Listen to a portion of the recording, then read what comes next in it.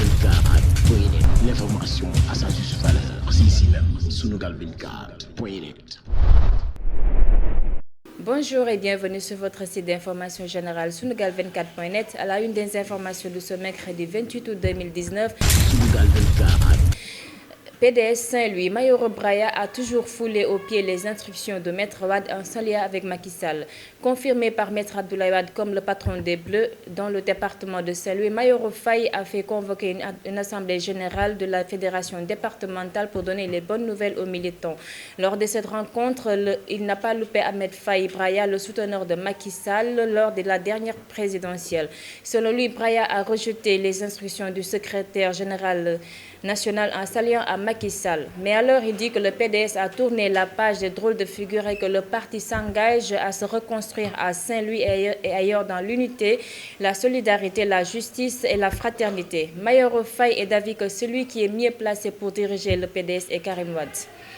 Le mandat de Seynabou Ndiaye Diakhaté expiré, le président de la République le reconduit à 3 ans. Seynabou Ndiaye Diakhaté vient d'être reconduite à la tête de l'Office national de lutte contre la fraude et la corruption OFNAC pour 3 ans non renouvelables. Selon Vox Populi, l'OFNAC est créé par la loi numéro 2012-30 du 28 décembre à l'unanimité par l'Assemblée nationale. Sa mise en place consacre la volonté politique du président de la République à promouvoir la probité dans la gestion des affaires publiques et privées et permet ainsi au Sénégal d'être en phase avec la recommandation de la Convention des Nations Unies de lutte contre la corruption.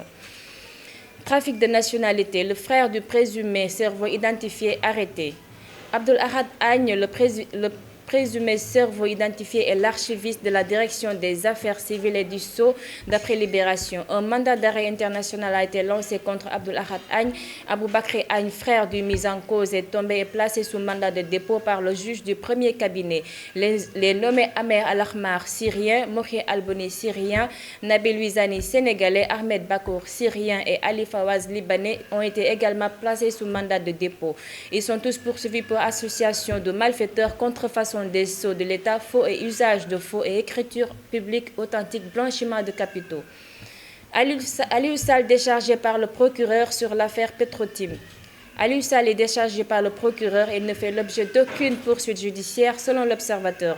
Face à l'absence des preuves, le parquet n'a pas assez d'indices graves et concordants pour poursuivre l'ancien directeur général de la Caisse des dépôts et consignations.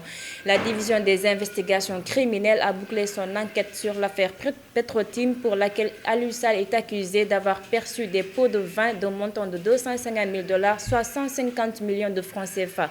Les témoins auditionnés par le DIC n'ont pas réussi à apporter le moindre preuve impliquant Aliou Sall sur cette affaire révélée par la BBC. Le procureur vise désormais X. Pape Diouf, Sadio Mané n'est pas encore un grand joueur. Dans une interview accordée au journal Les Échos, Pape Diouf, l'ancien président de l'Olympique de Marseille, compare Las Diouf à Sadio Mané et conteste Sadio Mané comme étant le meilleur joueur sénégalais de tous les temps, mais qu'il fait partie incontestablement des top 5 de meilleurs joueurs sénégalais de tous les temps. Il révèle que Las Diouf était un très grand joueur, un meneur et un leader et que ce dernier a su, plus que Sadio Mané, s'investir plus au sein de l'équipe nationale. Chouch Diop, la victime de DJ Eduardo, confirme ses propos devant la barre. DJ Eduardo et Ndeye Bijou Diop, alias Chouch, ont été au tribunal des flagrants délits de Dakar hier, accusés de diffamation, diffusion de fausses nouvelles et utilisation de données à caractère personnel. Chouch réitère ses propos et confirme devant la barre. Le parquet a demandé l'application de la loi après les explications. Le tribunal lui a décidé de renvoyer le délibéré au 10 septembre prochain.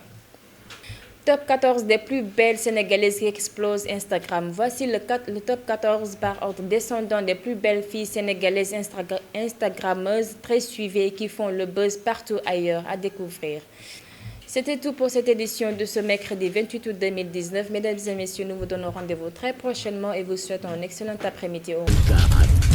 L'information à sa juste valeur, c'est ici même, Sunugal24.net.